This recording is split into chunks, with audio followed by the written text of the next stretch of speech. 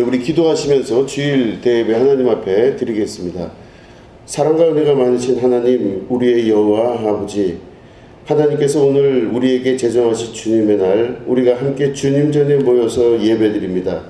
말씀 가운데 임하여 주시고 주님이 자리에 좌정하시며 하나님 만나는 귀한 은혜와 축복의 역사 있게 하여 주시옵소서. 감사드리며 예수님의 이름으로 기도드립니다. 아멘. 다 같이 찬송 400장 함께 찬송하시겠습니다.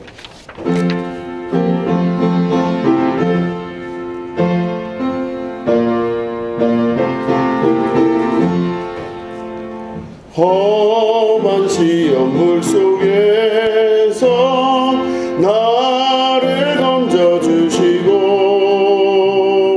노한 둥 남지 않도록 나를 숨겨주소서. 주여 나를 돌보시사 고이 품어주시고 험한 눈까지 하도록 나를 숨겨주소서. 권세 능력 무한하사 모든 시험이 이기고 분간까지 다스리는 주님 앞에 비오니 주여 나를 돌보시사 고이 품어주시고 험한 꿈까지 나도록 나를 숨겨주소서. 죄악 길에 빠진 이 몸 캄캄한 데 헤매며 부르짖는 나의 원 들으소서. 내 주여 주여 나를 돌보시사 고이 품어주시고 험한 꿈까지 나도록 나를 숨겨주소서. 아멘. 하나님 말씀 함께 보시겠습니다. 누가복음 12장 49절부터 53절에 있는 말씀입니다. 누가복음 12장 49절부터 53절에 있는 말씀입니다. 말씀을 제가 읽도록 하겠습니다. 내가 불을 땅에 던지러 왔노니 이 불이 이미 붙었으면 내가 무엇을 원하리요? 나는 받을 세례가 있으니 그것이 이루어지기까지 나의 답답함이 어떠하겠느냐? 내가 세상에 화평을 주러 온 줄로 아느냐? 내가 너희에게 이르노니 아니라 도리어 분쟁하게 하려 함이로다. 이후부터 한 집에 5사람이 있어 분쟁하되 셋이 둘과 둘이 셋과 하리니 아버지가 아들과 아들이 아버지와 어머니가 딸과 딸이 어머니와 시어머니가 며느리와 며느리가 시어머니와 분쟁하리라 하시니라. 아멘. 오늘은 이다와 되다 라는 제목 가지고 함께 말씀을 나누도록 하겠습니다. 제목이 좀 이상하죠. 이다와 되다. 근데 이게 이제 사실 보면은 그다지 어려운 것은 아닙니다. 이다라는 거는 무엇이다 이제 이런 뜻이고, 되다라는 거는 어떻게 되다 뭐 이런 뜻이에요. 그러면 이다라는 건 뭐냐면 어떤 사실이나 원칙이 그것이다 라고 이렇게 막 규정해 놓는 거를 이다 이렇게 이야기하고, 되다 그거는 규정된 게 없어요. 계속 무엇이 되어가는 과정이기 때문에 이거는 무엇이다 말할 수가 없어요. 이걸 되다라고 이야기를 합니다. 이 두 개의 단어를 오늘 설교의 본문의 제목으로 삼았습니다. 세상에 있는 대부분의 많은 종교들은요, 무엇이다 라고 하는 걸로 규정이 되면서부터 이게 고착화되기 시작합니다. 흔들리지 않는 거예요. 그러니까 굉장히 이렇게 해야 된다라고 하는 의무적인 그 틀 안에 갇히게 되면서 그 종교들은 고착화되고 움직이지 않는 그런 모습으로 있다가 시간이 흐르면서 다른 종교가 들어온다든가 다른 일이 일어나면서 변화 가능한 그 이론이 들어오면 그때 무엇이다 라는 게 다 깨지기 시작해요. 그래서 새로운 게 나타납니다. 예를 들어서 예수님이 그 오셨을 그때에 이렇게 해야 된다라고 율법은 강조를 하고 있었습니다. 유대교죠. 그러니까 유대교는 율법을 강조하면서 뭐뭐이다 이거를 아주 강조한 종교 중에 하나였습니다. 그래서 많은 사람들에게 이렇게 해야 된다 저렇게 해야 된다 해서 뭐뭐이다가 아주 강하게 요구되어졌던 이제 그런 종교가 유대교였습니다. 그렇기 때문에 유대교의 그 전통을 보면은 어떻게 살아야 한다, 어떻게 돼야 한다 이렇게 하는 아주 결정적인 그 이야기들을 많이 사람들에게 요구했다는 것입니다. 그런데 그때 예수님이 오셔서 뭐라고 말씀을 하시냐면 되는 부분에 대해서 말씀하셨어요. 율법은 이렇게 정해져 있지만 너희들이 이렇게 하라고 들었지만 그렇게 하지 말라 말씀하시고 다른 방식으로 계속 설명해 나가십니다. 이게 바로 유대교가 아주 경직되어 있던 시대에 예수님이 오셔서 그 시대를 바꾸어 가신 상태를 말씀하고 있는 것입니다. 불교도 그렇습니다. 불교도 인도에서 탄생을 하긴 했지만 불교가 대략 한 AD 67년에서 70년 정도 사이에 그러니까 그때가 중국의 역사로 보면은 후한 시대라고 합니다. 아마 그때쯤 불교가 중국으로 들어갔던 것으로 이제 기억하고 있습니다. 그런데 그때 중국이 어떤 상태였냐면 도교가 아주 크게 자리를 잡았던 시기였습니다. 도교가 크게 자리를 잡았는데 그 도교의 특징이 뭐냐면 굉장히 형이하학적이고 이건 이것이다 라고 아주 강하게 못 박았던 종교가 바로 도교였습니다. 그래서 규칙적이고 또 명령적인 이제 그런 단어를 많이 사용한 것이 바로 도교였습니다. 그런데 그런 도교가 다시 말해 무엇이다 라고 아주 이렇게 법적인 그런 주장을 했던 도교의 사회가 중국이었는데 그 도교가 점점점 무너지면서 바로 인도에서 있었던 불교가 중국으로 들어가기 시작해요. 그러니까 그 강하게 자리 잡았던 그 중국의 도교의 세계의 가운데 어떻게 불교가 들어갈 수 있을까? 그러면은 그 형태는 거의 비슷하다는 겁니다. 아주 단단하고 강직했던 그런 세계에 가능성이 보이는 변화의 세계가 점점점 들어가게 되어 있습니다. 모든 종교의 틀들이 그렇고 또 사회적 문화적 틀도 대부분 다 그렇습니다. 경직되어 있어서 단단하고 절대 무너지지 않을 것 같은 그 사회에 새로운 것들이 들어가기 시작합니다. 그래서 새로운 것들이 들어가게 되면요 기존에 있던 질서가 다 무너지게 돼 있어요. 새로운 것들이 들어와요. 새로운 것들은 어떤 게 들어오냐면 무엇이다 이렇게 이야기하는 아주 강직한 것이 들어오는 것이 아니라 어떻게 되다라는 게 들어와요. 그러니까 다시 말해 단단한 거를 무너뜨릴 수 있는 유일한 방법은 바로 물렁물렁하게 무엇이다 될 수 있다라고 하는 오픈된 마인드, 그런 것들이 그 사회에 들어가서 그것들을 새로 바꾸어 나간다는 것을 말씀하고 있는 것입니다.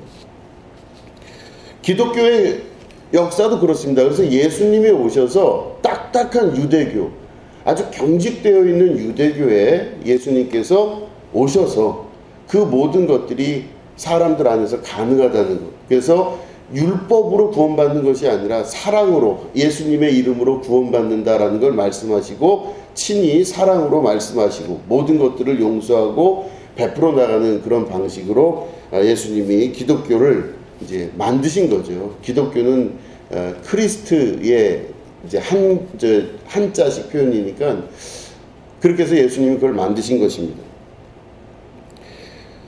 이 말은 무슨 말이냐면 무엇이다, 이건 이렇게 살아야 한다, 이런 틀이 있어야 된다라고 주장하고 그렇게 살아갔던 많은 세계는 다 무너지게 되고, 새로운 세계는 바로 무엇이다라고 정의하는 것이 아니라 자꾸 변화를 일으킬 수 있는 무엇이 되다라는 세계가, 그 딱딱한 세계를 쳐 들어가서 무너뜨리고 새로운 세대가 된다고 하는 것을 말씀하고 있는 것입니다. 이걸 한마디로 얘기하면 뭐라고 그러냐면, 하나님의 나라는 어떤 규정된 틀과 형식 이런 게 있는 것이 아니라 무엇인가 틀을 무너뜨리고 하나하나 그 모든 것들의 무엇이 되다라고 하는 세계로 이끌어가는 그 역사가 하나님 나라의 역사라고 하는 것입니다.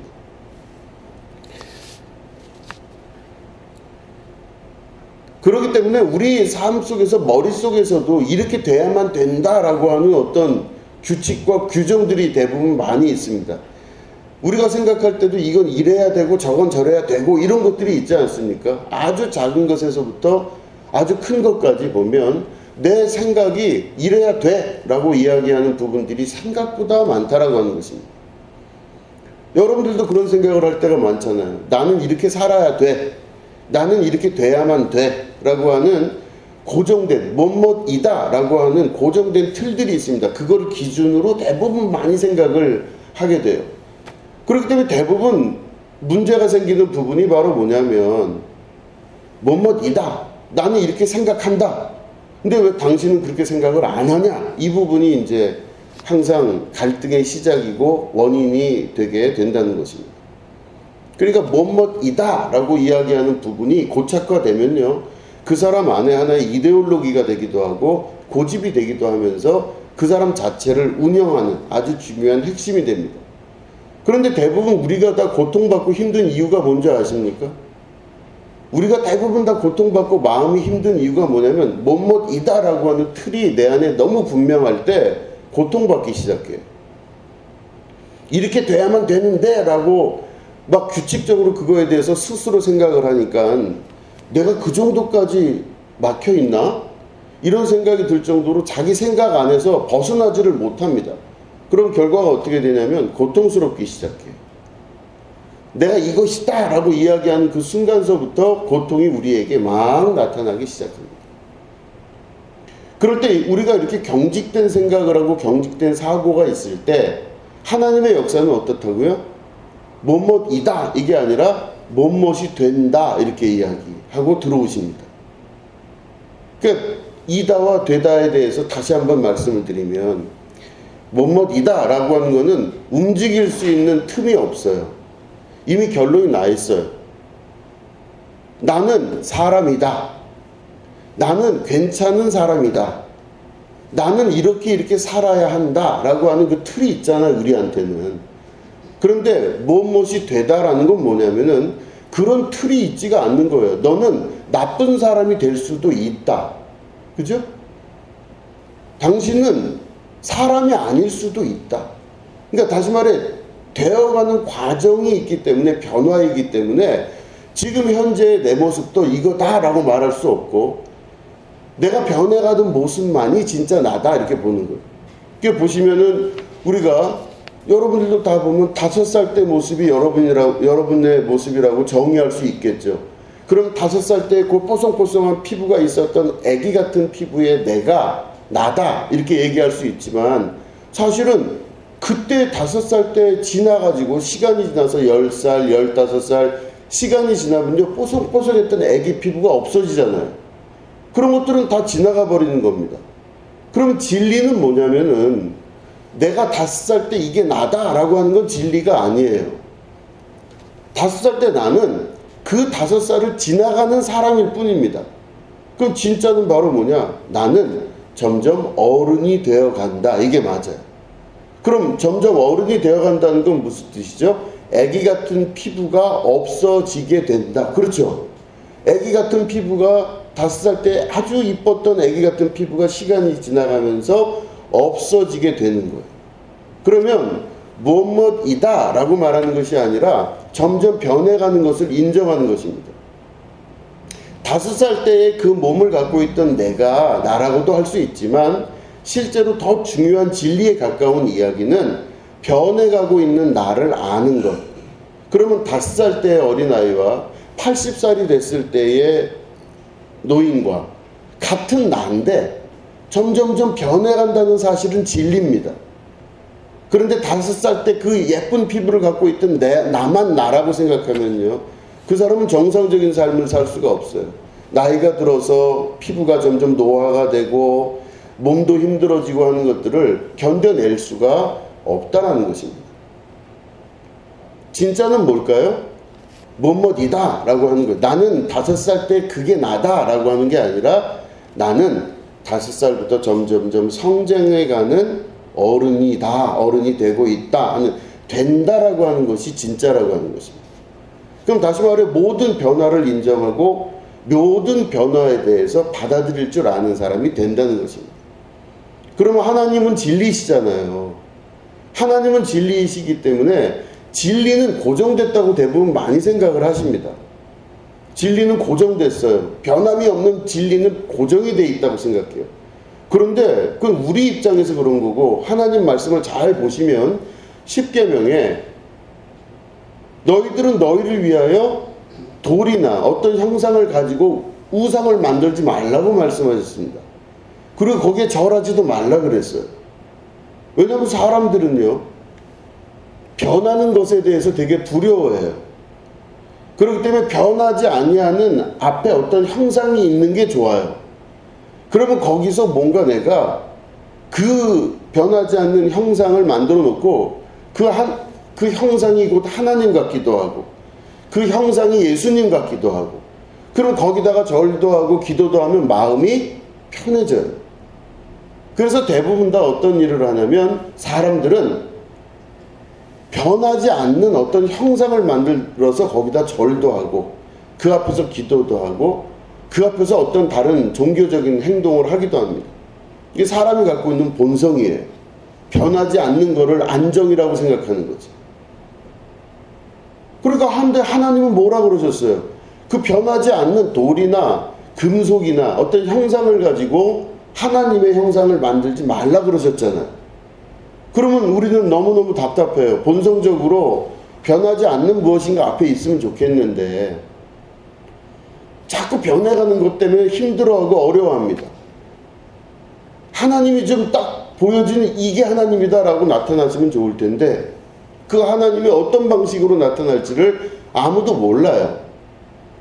그리고 아까 말씀드린 대로 5살 때 뽀송뽀송한 피부가 그 변하지 않았으면 좋겠는데 이상하게 변해요. 나이가 점점 들고 시간이 지나고 육신은 점점점 그 변화를 겪게 되어 있다는 것입니다. 하나님의 진리는 바로 뭐냐면 인간의 진리는, 인간은 이게 진리다, 다시 말해 고정된 어떤 거를 진리다라고 해서 머릿속 생각도 자기 고집대로 이렇게 해야 된다라고 고집하고 싶어하고 이 몸도 이렇게 돼야만 된다라고 고집하고 싶어해요. 그리고 하나님도 딱 고정돼서 움직이지 않고 그 모양 그대로 있으면 좋겠다고 생각을 해요. 어떻게 해야 된다라고 하는 거가 머릿속에서 그냥 고정이 돼가지고 움직이질 않으려고 하는 게 인간의 본성입니다. 그래서 인간의 본성은요, 시간이 가면 갈수록 이건 이거야 라고 딱 고정된 거에서 움직이지 않게 되기를 많이 원합니다. 움직이는 걸 정말 싫어해요. 변화되는 걸 정말 싫어합니다. 인간이 원래 그렇다는 거죠. 인간이 그렇다는 겁니다. 변화되는 게 싫어요. 움직이는 게 막 싫어요. 그렇기 때문에 자기가 변화되고 움직이는 게 싫기 때문에 계속해서 변하지 않을 것들을 내가 만들어 놓는 거예요. 주변에 안 변할 수 있는 안정된 세계를 자꾸 만들어내고 싶어요. 이것도 만들고 싶고 저것도. 근데 만드는 거의 주된 목적이 뭐예요? 변하지 않으려고. 그래서 눈앞에 보이는 거가 흔들리지 않고 그대로 있게 되기를 위해서 계속 내가 살면서 그런 것들을 이렇게 장치를 만들어놔요. 돈을 벌기도 하고. 여러분, 돈을 벌어놓으면 안정적이죠. 그렇죠? 안정적이죠. 돈이 의지가 될 만하니까 돈이 안정적이라고 생각을 하니까 돈을 모아놓기를 원하는 겁니다. 집이라도 한 채 갖고 있기를 원해요. 뭐라도 있기를 원해요. 그러면 그게 내가 그걸 볼 때 뭐 어떻게 느끼냐면 안정적이다 이렇게 느껴요. 고정적이고 안정적이다. 이 고정자산에 대한 욕구가 다 우리에게 있다는 것입니다. 인간이 가지고 있는 가장 본능적인 것 중에 하나입니다. 그렇기 때문에 사람은 말씀드린 대로 끊임없이 움직이지 않고 뭐뭐이다 라고 머릿속에서 정의를 하고 이렇게 해야 된다 라고 자기 스스로 의무를 부여하면서 계속 살아나가는 겁니다. 그래서 우리 그 식구들끼리도 막 내가 요구할 때가 있어요. 이건 이거다 라고 요구할 때가 있습니다. 그러면 거기는 변화를 요구하지 않는 거예요. 절대로 변하면 안 돼요. 내 생각대로 돼야 돼요. 그렇기 때문에 그게 머릿속에서 떠나질 않기 때문에 이렇다라고 주장하는 그런 삶을 계속 살고자 하는 거죠. 육신의 사람이기 때문에. 그런데 하나님의 나라는 그렇지 않다고 말씀드렸습니다. 하나님의 나라는 고정된 게 아니라 계속 변화해 나가는 것이 하나님의 나라입니다. 계속 변화해 나간다고 보는 겁니다. 그래서 우리 감리교회 창시자인 요한 웨슬레 목사님도 우리를 뭐라고 이야기하냐면은 성화되어지는 존재들이다 이렇게 이야기합니다. 우리는 죄인이었다가 너는 죄인이야 라고 딱 끝쳐버리는 것이 아니라 죄인이었던 자가 점점 변해 나가는 것, 이게 성화라고 합니다. 점점 변해 나가는 걸 인정하는 것, 이게 하나님 뜻이기도 하다는 말이죠. 점점 변해 나가야 됩니다. 그렇기 때문에 내 뜻은 안정적이고 고정적이고 이건 이것이다 라고 내가 자꾸 머물고 싶은데 하나님의 역사는 그게 아니라 계속 변화시켜 나간다는 거죠. 이게 하나님 뜻입니다. 그러면 이 두 세계가 만약에 부딪혔을 때 어떤 결과가 나올까요? 두 세계가 부딪혔어요. 어떤 결과가 나올까요? 나는 계속 고정적으로 이렇게 막 안정적으로 고정적으로 뭔가가 있기를 원하는데 하나님의 역사는 그게 아니죠. 계속 뭔가가 부딪혀서 뭐뭐이다 라고 이야기하고 주장하고 고집부리는 나를 하나님의 역사는요 계속해서 부딪히고 나가는 겁니다. 내 인생에 개입하시는 하나님을 만나기 시작하는 것은 이거다 라고 딱 고정적으로 안정을 주시는 하나님은 아니에요. 그런 하나님 이스라엘의 역사를 보세요. 성경에서 계속해서 움직이고 또 움직이고 또 움직이고 자기 나라도 없이 수백 년을 돌아다니다가 겨우 자기 나라 찾아서 들어왔다고 했는데 아랍 사람들하고 또 전쟁을 하고 싸우고 이러잖아요. 지금까지도. 하나님의 역사는 가만두지를 않습니다. 하나님의 역사가 내 인생에 개입하기 시작하면 내 인생은 절대로 뭐뭐이다 라고 이렇게 고정적이고 안정적으로 만들어주지를 않는다는 겁니다. 제가 기억나시는 분들도 있고 전혀 처음 듣는 분들도 계실 겁니다. 제가 새신교회에서 부목사를 했지 않습니까? 그런데 올라올 때 그때는 후임이다 뭐다 그래갖고 제가 새신교회 후임으로 대우로 와가지고 집도 다른 부목사님들보다 훨씬 큰 집을 얻었어요. 이렇게 후임 대우를 받아서 큰 집에서 살게 됐습니다. 거기에 제가 갖고 있었던 돈 얼마를 내고 새신교회에서 거의 한 4분의 3 정도 되는 돈을 내서 큰 집에서 부목사를 했어요. 그런데 그게 깨져버리기 시작했죠. 막 문제가 생기고 깨지고 그러면서 제가 결국엔 그 새신교회를 나오게 되고 우리 교회가 개척이 됐습니다. 그런데 그때 개척이 됐는데 집은 그대로 그 집에 살고 있었어요. 제가 좌불안석이죠. 찝찝하기가 이루 말로 달 수가 없죠. 자존심은 막 하늘 끝까지 올라 있는 사람인데 제가 자존심이 뭐고 다 뭉거지면서 그 순간에 그 집에서 나와야 하는데 나올 입장은 아닌 거였었어요. 그러니까 교회는 개척이 됐는데 집은 없고 그러다 보니까 그 집에서 나와야 되는데 그거를 그냥 꾹꾹 참으면서 기다리고 있었는데 그로부터 한 1년 정도를 그래도 유예가 돼서 거기 살다가 새신교회에서 절 보고 나가라 그러는 거예요. 교회 집을 나가라. 그래서 그냥 5 식구가 길바닥에 내앉게 되는 그런 순간이 온 겁니다. 계약 날짜가 다 됐다고 이제는 나가라는 거예요. 그래서 새신교회에서 어떤 권사님이 전화가 와서 우리 사모한테 나가라. 그 집주인이 나가라고 하는 것처럼 아주 심하게 모욕적인 막 말을 하면서 나가라고 막. 그 전화를 이제 받았다고 얘기를 저한테 하는데 이게 너무너무 속이 상했어요. 막 진짜 하늘이 다 무너진 듯한 자존심이 상했습니다. 그랬는데 그 일이 이제 있고 나서 이제 저희 부부가 이제 얘기를 하는 거죠. 어떻게 하면 좋겠느냐. 이제 당장 나가는데 그런 전화가 왔는데 나가라 그러는데 어떻게 하면 좋겠냐. 그 내가 물어봤어요. 우리 사모한테. 어떻게 대답했냐고. 한 달 안에 집을 빼주겠다 그랬대요.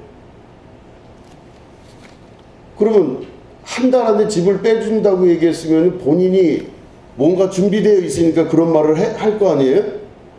아무것도 준비가 안 돼 있어요. 근데 화가 나니까 본인도 내가 한 달 안에 빼겠다 그랬대요. 한 달 안에 뺀다. 그러니까 이제 야 남들이 볼 때는 뭐가 있나 보다. 어디 집이 있어서 저렇게 들어갈 데가 있나 보다. 이렇게 생각을 했던 것 같아요. 없었거든요. 그래서 내가 물어봤어요. 뭘 믿고 그런 얘기를 그렇게 함부로 하느냐 얘기를 했어요. 그런데 나가라고 얘기를 하는데 그 순간 막 모든 게 막 무너지고 막 이런 이제 마음의 경험을 했습니다. 그리고 이제 또 하나님 앞에 나와서 기도를 하죠. 하나님 왜 이렇게 목회가 쉽지가 않습니까? 하나님 내가 하나님이란다고 하나님 아들이라고 이렇게 했는데 어떻게 나한테 이럴 수 있으십니까? 막 이런 이제 기도를 했고 그랬습니다. 그런데 희한한 일은 바로 뭐냐면 그 이야기가 있기 한 2달 정도 전에 우리 지방에 김현웅 목사라는 목사가 있어요. 그 사람은 목회자라고 보기엔 조금 어려워요.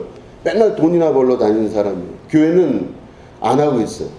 맨날 이제 돈 벌고 다니고 어디 알바 뛰고 이제 이러고 다니면서 사는데 돈에 굉장히 예민한 사람이에요. 그래서 아주 사는 방법, 방식에 대해서 아주 예민해요.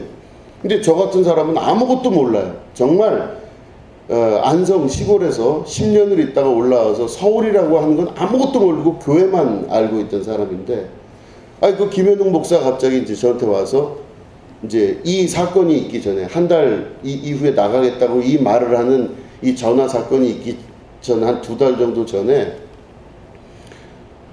저한테 그래요. 아니 그런 집을 그렇게 저렇게 살고 있는데 그럼 어떻게 앞으로 계획이 있냐 그러길래 계획은 잘 없다고 그랬더니 막 저한테 막 노발대발하고 막 이건 이럴 수 없다 저럴 수 없다 막 저보다 아마 5살인가 어린 것 같은데 오히려 그 5살 어린 그 김현웅 목사가 저를 막 그 애 다루듯이 막 하면서 막 어떻게 이럴 수 있냐 저럴 수 있냐 막 이러면서 막 난리를 피고 막 그러면서 아무 생각이 없대요. 저를 보고 어떻게 이렇게 생각이 없냐고요. 그래서 그러고 있더니 며칠 있다가 저를 데리고 같이 어디를 가자 그래서 갔더니 그게 뭐냐면 저쪽 강동군가 뭐 그쪽에 있는 SH공사 본사로 저를 끌고 갔어요. 그래서 아무것도 모르고 간 거예요. 그래서 거기 갔는데 저를 보고 막 이렇게 혼내면서 쓰래요. 그 원서를 쓰래요. SH에서 아파트 모집을 하는 거기에 원서를 쓰래요. 그래서 썼어요. 쓰는데 속에서는 뭐 이러면서까지 이래야 되나 이런 생각을 하면서 썼어요. 썼고 이제 그 원서를 들고 이제 접수하러 가야 되는데 그 접수를 받는 여자가 저한테 그래요. 제가 물어봤어요. 아니 이렇게 원서를 이렇게 썼는데 이게 될 가능성은 있습니까? 뭐 이렇게 물어봤어요. 아무것도 모르면서. 근데 그 여자가 하는 말이 이걸 이렇게 보더니 이런 분들은 많은데 가능성이 거의 없다고 보셔야 돼요. 그 제가 갑자기 너무 충격적인 마음이 그래서 그러면 그만두는 게 낫겠냐고 이거 원서를 아예 안 될 거면 안 내는 게 낫지 않겠냐 그랬더니 제가 그 말 했다고 뭐 그걸 또 안 내요? 이렇게 얘기를 해요. 그래서 그렇지 또 그 말 들었다고 또 안 낼 수도 없죠. 그래서 여기까지 온 거니까 할 수 없이 냈어요. 어차피 안 될 걸로 생각을 하고. 그래서 2달 전에 그 원서를 냈는데 우리 사모가 이제 세식교회 권사님하고 막 나가라고 그런 다음에 한 달 후에 나가겠다고 그런 다음에 막 속이 상해가지고 있다가 그때가 이제 저희 교회에서 옆에 나누리병원에서 음악회를 하고 막 그랬었거든요. 그 음악회 끝나고 속은 막 버글버글 썩고 있는데 이제 그때는 우리가 7층이었죠. 7층에 있는 그 컴퓨터 제 사무실에 있는 컴퓨터에 가서 그냥 앉아 있었어요. 멍하니 다 끝나고 나서 이제 교회에 앉아 있는데 이제 컴퓨터를 뒤지는데 이메일이 오고 그래서 메일을 막 이렇게 뒤져보는데 거기에 갑자기 합격자 발표 이게 나와요. 그래서 생각 없이 거기를 들어가 봤더니 SH공사에서 하는 아파트가 합격이 됐대요. 그때 제가 너무너무 막 소스라치게 놀랐습니다. 이야, 합격했네. 그리고 그걸 보고 나서 진짜인지 아닌지 막 확인을 한다고 전화를 하고 뭐 여러 군데 난리가 나서 그걸 했었어요. 그 과정을 거치면서 이야, 어떻게 이렇게 딱 아다리가 맞을까. 그러면서 그때 이제 그 다 알아보고 나서 봤더니 그 SH에서 하는 그 임대주택 아파트에 들어갈 수가 있게 됐는데 합격을 했는데 그 들어갈 수 있는 날짜가 저희가 우리 사모가 이야기했던 한 달 안에 들어갈 수가 있게 됐어요. 그래서 그러니까 저로서는 그게 신비하고 이상한 일이에요. 그걸 미리 준비하셔서 막 이렇게 있다가 전화를 받아서 속은 속대로 썩으면서 그 이야기를 듣고 한 달 안에 이사를 가겠다고, 내가 짐 빼겠다고 이렇게 이야기를 한 그 이후에 어떻게 그 자리로 들어갈 수 있었나가 저로서는 굉장히 충격적인 엄청난 이 역사로 경험이 되었던 사건 중에 하나입니다. 안 놀라시죠, 여러분들은? 원래 남의 문제는 그래요. 너무너무 제가 그때 이렇게 하나하나 일일이 일하시는 그 역사, 하나님의 역사를 보면서, 이야, 이거 참 신기하다. 참 신기하다. 이런 경험을 했습니다. 근데 이 말씀을 제가 왜 이렇게 드리냐면, 우리가 대부분 여러 가지 어려운 일들을 많이 겪습니다. 삶 속에서 이 일 저 일을 많이 겪어요. 그러면 막 거기에 막 여러 가지 일들을 겪으면서 괴롭기도 하고 힘들기도 하고 도대체 뭐가 이렇게 무슨 뜻이 있어서 일어나 싶기도 하고 하는 일들을 계속 겪어나갑니다.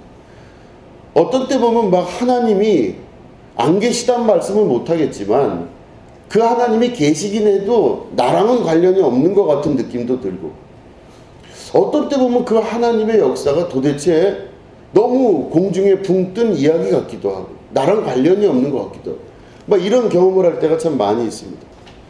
우리 인간은 그 하나님을 믿을 때 하나님은 뭐뭐이다 아니면 돌에다가 새겨놓은 모처럼 탁 나타나거나 아니면은 뭐 우상과 같이 뭐가 탁 눈에 보여야 뭔가가 될 것 같은 그렇게 욕망과 소망이 있는 건데, 그런 마음의 자세로 하나님을 바라보면요, 하나님의 역사는 계속 정지되지 않고 움직이면서 역사하시기 때문에 그 하나님의 역사가 잘 안 보일 때가 많아요.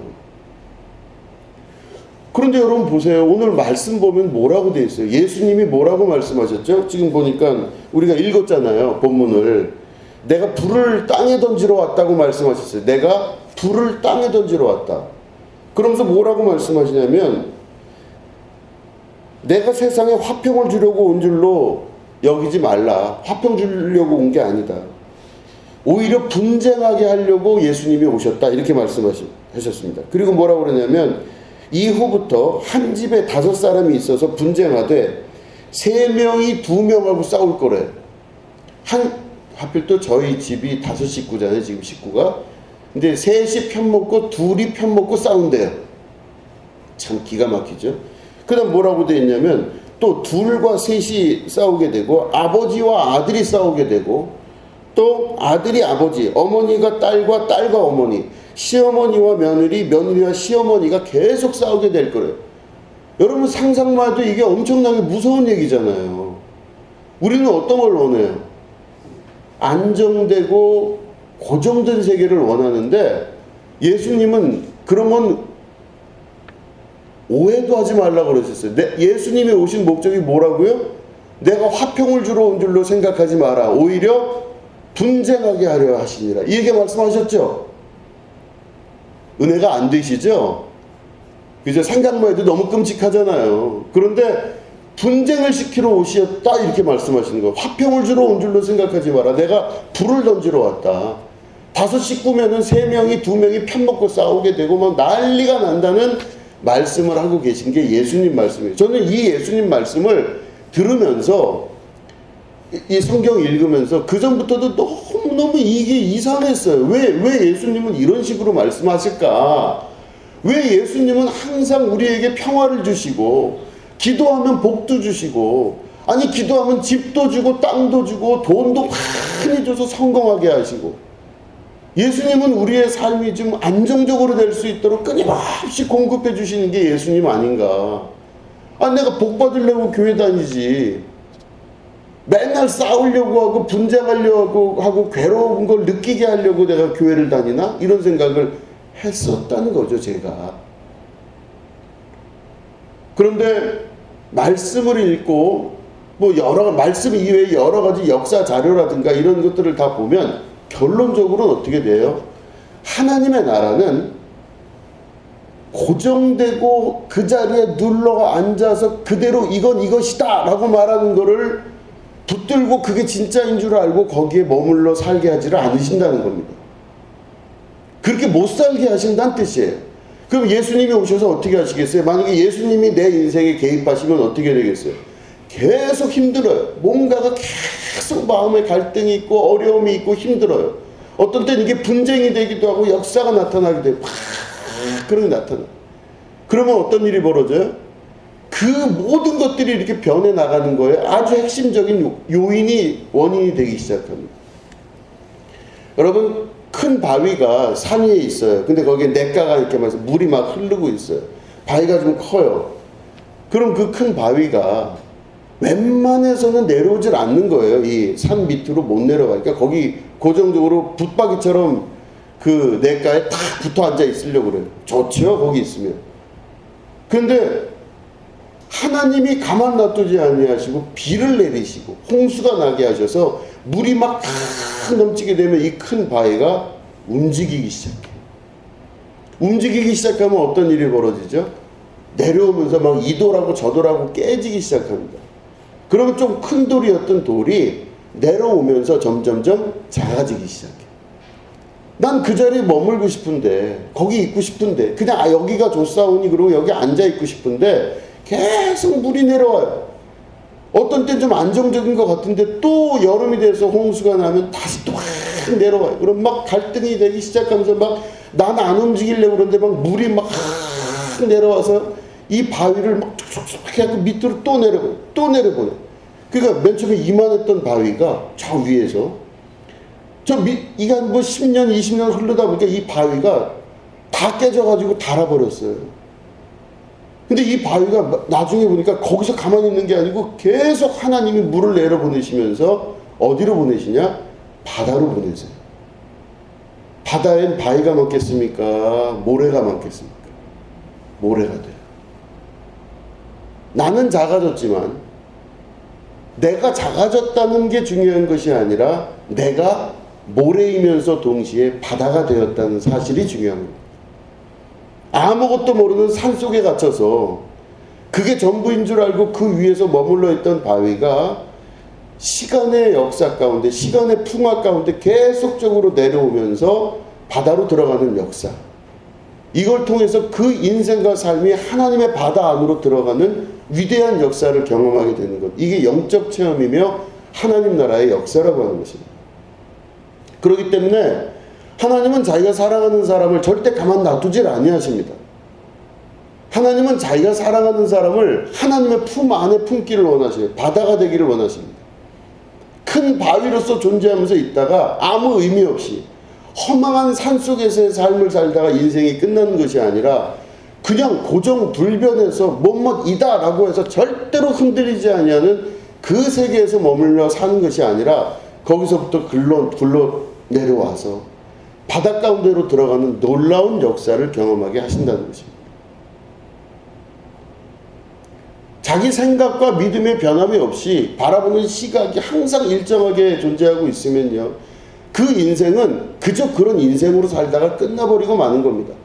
그저 그게 다예요. 자기가 했던 일에 그게 전부 다예요. 자기는 그게 안정인 줄 알고 그게 행복인 줄 알아요. 그 아까 말씀드린 대로 만약에 세신교회에서 전화가 오지 않았다면, 혹은 김현웅 목사라는 사람이 저한테 와가지고 딱딱 얼르면서 뭐 가르치듯이, 저보다 5살 어린 친구가 뭐 어린애 가르치듯이 아무것도 모른다고 막 이렇게 하면서 그 순간을 내가 고난으로만 생각했다면, 근데 고난이 아닌 거예요. 그걸 통해 가지고 하나님의 준비하신 곳으로 갔는데 그 집에서 지금 10년을 살고 있는데 얼마나 좋은지 몰라요. 얼마나 좋은지 몰라요. 너무 안정적이에요. 하나님께서 예배해 놓으신 곳으로 이끌기 위해서는 반드시 우리는 그 자리에 있기 원하고, 그냥 내가 여기가 좋사오니 이런 생각을 하는, 그냥 나는 이게 좋은 거예요. 움직이지 않았으면 좋겠어요. 그러니까 보수적으로 그냥 살고 인생에 흔들리지 않는, 그냥 그걸 위해서 그냥 매진하고 사는 게 좋아요. 그런데 하나님의 역사는 그렇지가 않은 거예요. 뭔가 속상하고 힘들고 어려운 일을 주면서 자꾸 그 사람을 움직이게끔 만들어요. 그런 소리를 안 들으면 안 움직인다니까요. 그런 일이 일어나지 않으면 절대로 우리의 엉덩이가 무거워서 절대로 움직이지 않아요. 사람은 본능적으로 게으릅니다. 그리고 나태하고, 앉으면 눕고 싶고 누우면 자고 싶은 게 인간이에요. 그 자기 자리에서 절대 불변하지 않는 자기 고집, 이건 이거다 라고 그냥 규정을 내린 그 순간서부터 그 사람은 그냥 거기서 인생이 끝났다고 보는 사람으로도 보는 겁니다. 그런데 하나님의 역사는 그렇지가 않아요. 하나님은 계속해서 일으키시고 또 일으키시고 역사하셔서 그 자리에서 머물지 않게끔 하시는 게 하나님의 역사라는 것입니다. 그 과정을 거쳐가면서 막 힘들기도 하고 어렵기도 하고 별의별 일들을 다 겪고, 이런 겪는 것에 대한 이유가 아무것도 없고 그냥 뭐 무의미하다, 그냥 뭐 그렇다, 그렇게 볼 수 없다. 영적인 눈으로 보면은 그 모든 것들이 하나님의 뜻 안에서 이루어지는, 합력하여 선을 이루는 놀라운 뜻이 거기 있다고 하는 것입니다. 이게 바로 사도 바울이 이야기하는 경주하는 자들의, 달리기 시합을 하는 사람들의 삶과 똑같은 거예요. 믿음의 경주를 할 때 다 달리기를 하고 있습니다. 그러면 막 달리기하고 경주를 해요. 그러면요, 거기서 최후의 승자 한 명이 나타나야 되는데 그 최후의 승자가 누가 되느냐? 그 사람은 자기가 고난스럽고 심장이 터질 듯하고 다리 근육이 막 터질 듯한 고난을 이겨내면서 그 마지막까지 가서 그 자리에서 골인할 수 있는 사람이 1등이겠죠. 달리는 사람에게, 달리는 경주하는 사람에게 안 아플 수도 없고 심장이 안 뛸 수가 없는 겁니다. 그 고난의 세월을 쭉 지나가다가 결국에 끝에까지 가는 겁니다. 대부분 사람들은 가다가 멈춰요. 힘들어서, 또 괴로워서, 근육이 아파서 다 멈추게 되는 그 순간 마지막까지 그 길을 갈 수 있는 사람이 과연 몇 명이나 될까? 이게 신앙의 경주에 대해서 표현하는 바울의 이야기입니다. 여러 가지 일들을 많이 겪었습니다. 제가 말씀드린 대로 그런 문제 말고도 제가 목회를 하면서 혹은 목회 전부터 요즘 또 더더군다나 많은 것들을 지금 이제 제가 과거의 것들을 저를 이끄신 하나님에 대해서 생각해보고 정리해보는 시간들이 있었습니다. 근데 쭉 돌아보면 하나님의 역사가 기가 막힙니다. 기가 막힌 역사였었어요. 제가 초등학교 때부터 중고등학교 때부터 왜 하나님은 그때 그렇게 하셨는지 그를 지금 경험해보면, 야, 그때부터 하나님이 나를 붙드셨구나, 이거를 경험하게 됩니다. 하나님의 역사는 그래서 뭐뭐이다 라고 고정된 실체가 아니라는 걸 여러분 믿으셔야 됩니다. 하나님은 어떤 방식으로든 여러분 옆에 어떤 사건과 문제를 일으키시면서, 예수님 표현대로 하자면 불을 던지시면서 5 식구 중에서 3명이 2명과 싸우게 하시면서 그 일들을 만들어내시면서 움직이게 하고 변화되게 하고 결국은 최종 종점 하나님의 바다 가운데로 내려오게끔 만드시는 역사가 있다는 겁니다. 물론 하나님과 관련이 없는 사람들은 그냥 가만 놔두면 돼요. 그 사람은 거기 있다가 산이 좋사오니 산에서 있다가 그 바위로, 아무 의미 없는 바위로, 그 본거가 그거밖에 다 없는 바위로 살다가 끝나버리지만, 넓은 곳 바다 가운데로 내려와서 바다가 곧 나고 내가 곧 바다라는 걸 경험할 수 있는 엄청난 그 모래의 역사, 그 역사를 경험하게 되는 게 하나님의 뜻이라고 하는 겁니다. 자, 그러면 우리의 눈과 시각이 바뀔 수 있겠죠. 여러분들 혹시 고난스러운 일들이 있으십니까? 생각해야 될 많은 것들이 있으십니까? 혹여 얼마 전에 나를 괴롭혔던 어떤 사건들이 있습니까? 그럼 여러분 그 사건과 그 모든 것들을 어떤 식으로 바라봐야 될까요? 내가 인생에 복이 없어서 이럴까요? 하나님의 역사입니다. 하나님이 나를 통하여 그 일들을 이루시고 예수님 말씀 그대로 누가복음 우리가 읽은 본문 말씀대로 내가 너희들을 화평케 한 것이 아니라 불을 던지러 왔다 하신 그 말씀이 그대로 내 삶 속에서 녹아지고 실제가 되는 걸 경험하게 되는 것입니다. 그럼 내가 어떻게 해야 되겠어요? 아멘. 그쵸? 아멘. 하나님께서 이 무모하고 정말 무지한 이 돌을 굴리시기 시작하는 겁니다. 비를 내시고 창수를 내셔서 이걸 굴리시기 시작해서 어디 가운데로? 바닷 가운데로 갈 수 있는 역사를 만들어 내신다고 하는 것이죠. 그러면 내가 지금 여러 가지 저항하고 있는 많은 것들은 결국은 육신으로 저항하는 이 세계인데 이 세계에서 하나님의 미심과 하나님의 역사하심이 나타나면서 하나님의 놀라운 계획과 하나님께서 만드신 그곳 안으로 우리가 들어가게 된다고 하는 것입니다. 여러분 모두 그런 것 가운데 함께 하시기를 축원합니다. 여러분들 인생 가운데 하나님이 개입하셔서 이 놀라운 축복의 역사를 경험하시기 바랍니다. 머리로 살고 육으로 살면서 그저 평생을 잔머리 굴리고 평생을 그렇게 살고 이리 뭉쳤다 저리 뭉쳤다 하는 인생이 아니라 하나님의 역사 가운데 자신을 드릴 줄 아는 자, 하나님께서 가라 하시면 가고 오라 하시면 오고 그곳에 자기를 맡길 수 있는 축복의 여러분 되시기를 축원합니다. 반드시 잘 될 겁니다. 반드시 그곳은 하나님의 약속하신 곳이기 때문에 반드시 여러분들은 주님의 축복 안에 하나님의 예정된 장소로 들어가게 되는 은혜를 누리게 될 것입니다. 그 바닷 가운데서 우리가 함께 서로를 보며 그 높은 산에서 별것 없는 인생으로 살다가 거기에 멈춘 것이 아니라 계속 굴러내려올 때 우리가 바닷 가운데서 함께 만나게 될 거 아니겠습니까? 그 바다는 꼭 천국이고 하나님의 나라이며 하나님 자신입니다. 그곳에서 우리가 하나님이 내 안에, 내가 하나님 안에, 아버지가 내 안에, 내가 아버지 안에 있는 그 놀라운 축복을 경험하는, 그리고 우리가 서로를 볼 때도 이야 승리하셨군요. 여기까지 어떻게 잘 내려오셨습니다. 하나님의 나라 가운데 잘 오셨군요.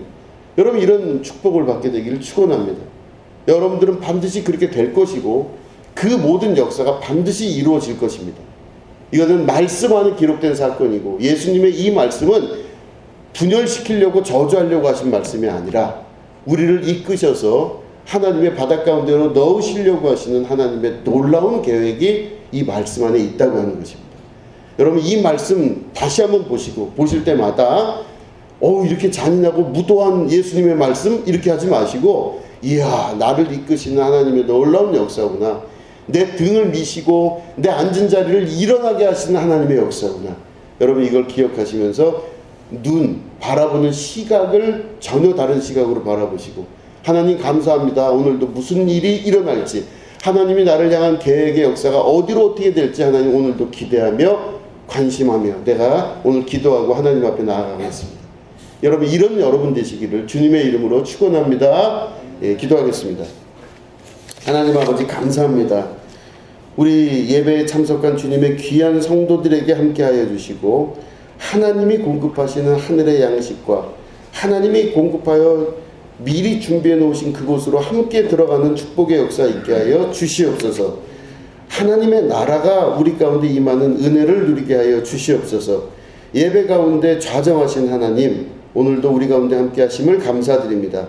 이 험악한 세상 중에 화평을 주러 온 곳이 아니라 불을 내리러 오셨다는 예수님 말씀 기억하면서 나를 위한 말씀이구나 하는 것들을 기억하면서 할 수 있도록 도와주시옵소서.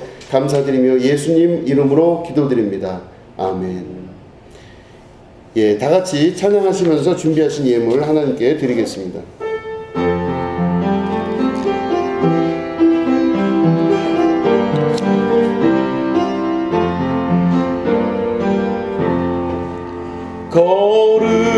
거룩하신 하나님 주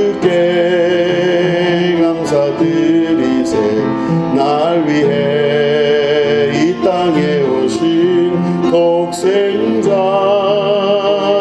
예수, 나의 맘과 뜻 다해 주를 사랑합니다. 날 위해 이 땅에 오신 독생자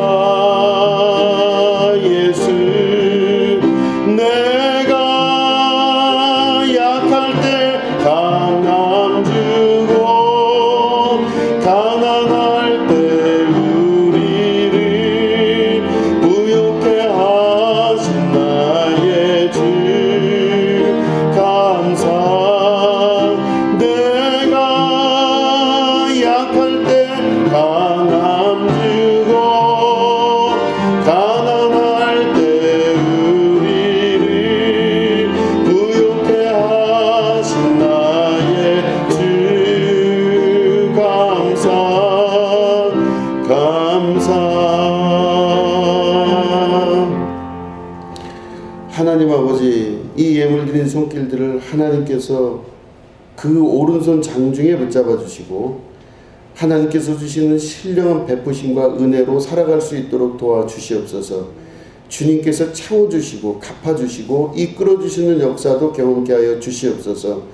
여러 가지 어려움이 있는 영혼이 있거든 하나님께서 그 영혼에 안수하여 주셔서 주께서 채우시는 은혜를 경험케 하여 주시옵소서. 한량없는 축복과 은혜로 부어주시고 하나님 채워주시는 하나님의 귀한 축복의 삶을 살 수 있도록 역사하여 주시옵소서. 감사드리며 예수님의 이름으로 간절히 축복하며 기도드립니다. 아멘. 예, 교회 광고는 우리 주보를 참조해 주시기 바랍니다. 다 같이 일어나셔서 찬양하시면서 예배를 마치도록 하겠습니다.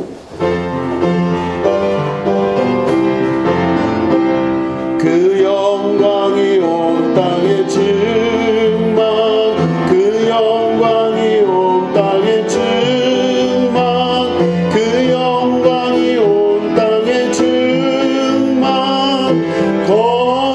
거룩하신 주, 온 세상 죄를 구속하셨네, 온 세상 죄를 구속하셨네,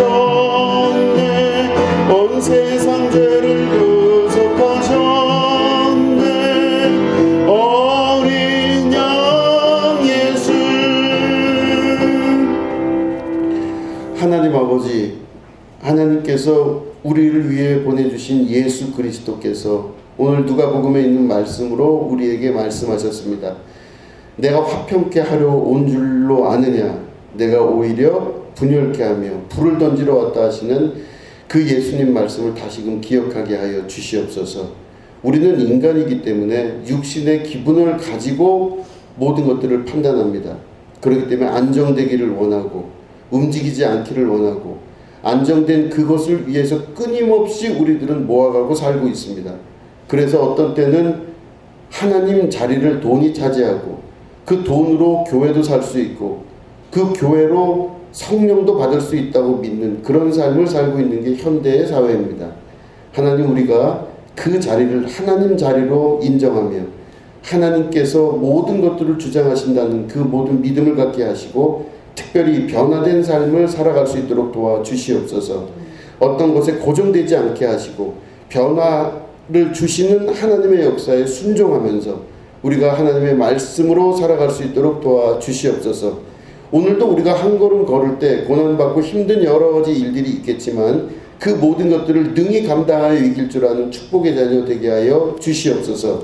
지금은 우리 구주 예수 그리스도의 은혜와 하나님 아버지의 지극하고 무궁하신 사랑과 성령님의 감화감동 축복 교통 역사하심이 오늘 예배 가운데 함께하는 주님의 거룩한 백성들 위에 지금부터 영원히 함께 하옵시기를 간절히 축원하옵나이다. 아멘.